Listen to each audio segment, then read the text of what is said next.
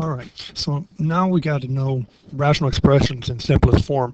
We still have to take in consideration always the fundamental properties of rational expressions, which means our denominator can't be zero. But right now we're starting with fractions, and fractions with the letters in it. But I'm telling you right now, the fractions with the letters in it are actually easier if you remember where we came from. So really, all we're doing today is reducing.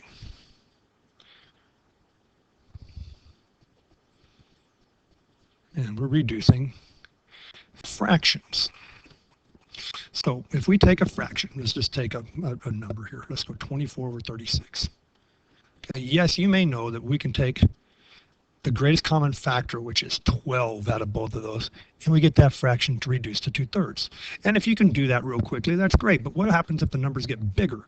Well, there's another way, and we talked about this earlier when I had you guys in class. Okay, we can always say the 24/36, and we can break it down into prime factors. And the prime factor of 24 is 8, 2 cubed times 3, or 8 times 3 is 24. And the bases are prime. 36 would be 2 squared times 3 squared, or 4 times 9, which is 36. So these guys are equivalent to the number that I had before. Okay. Well, now all I'm doing is no different than I do in my letters. I have more 2's on top by 1. I have more 3's on bottom by 1. And as you notice, that's another way of doing it. And that's exactly how we would do our letters. So if I had an n to the third, let's go n to the third, and let's go m squared over n, I would have more m's on bottom by 1, more n's on top by 2. That should be an m. Okay, and that's how I find my letters. And they're actually quite easier than the numbers. But our numbers can work the same way, so we have to kind of keep that in mind. As we reduce fractions, you will get both numbers and letters.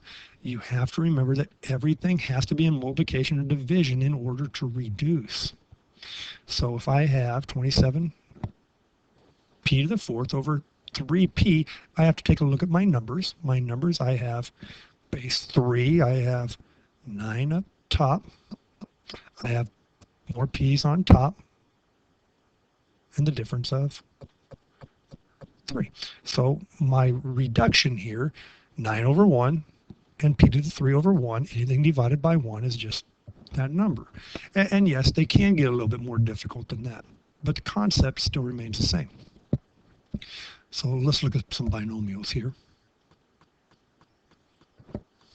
X minus 1, and then let's go x plus 1, and let's make that quantity squared.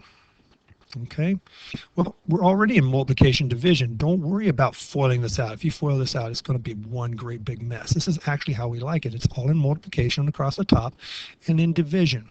All right, so realistically, I could think of this as just n, and then this guy would be like n squared. So I have more of these guys down below, which is exactly how we do this guy. So we have more x plus 1s down below by 1, and which means I really don't need the parentheses even if I don't want them, and I have more x minus 1s on top. So if I simplify that guy, don't need the parentheses, same guy, I would get this guy as my answer. Okay, and that's all I'm looking for. I'm looking to reduce. I can't get anything else out of that. No greatest common factors, no anything like that. All right, so all I need to do is determine, are we in multiplication, division, multiplication across the tops, division vertical, and then we can go ahead and reduce. How many more do I have of one thing on top versus the bottom, or vice versa? Now, yes, understand that that last problem could have come from somewhere. You could have gotten something like this, right? So you have 3r plus 12.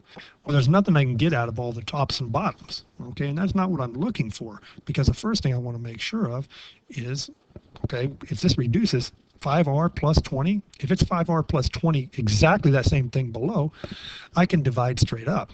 But I can't do that, okay? It's not 5r plus 20 or 3r plus 12 up here. I've got to get it all into multiplication division, so I'm going to factor out a 5. When I factor out of 5, I get r plus 4. Bottom, find that greatest common factor out of both of those, and I get an r plus 4. Now, these guys over here are the same as those guys there. We just made them look a little bit different. But as you can see, now I can reduce, and my r plus 4s leave us, or reduce to 1, and I get left with that 5 over 3. And everything here is equal, and there's my reduced answer. Let's go ahead and take a look at one more, because as I mentioned earlier, this guy here could have come from somewhere. This guy could have looked like a perfect difference of squares, and this guy could have looked like a perfect square trinomial. So let's go ahead and actually I have one of those ready here. This is x squared minus 9 all over x squared minus 6x plus 9.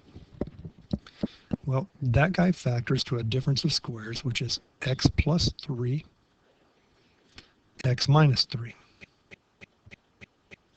This here is a perfect square trinomial, which is an x minus 3. So here I have more x plus 3's up top. I have more x minus 3's on the bottom by 1, which means there is my answer. And please write this exponent, okay? Because as we go further along, especially in addition, subtraction, that exponent is going to be key to write like that, okay?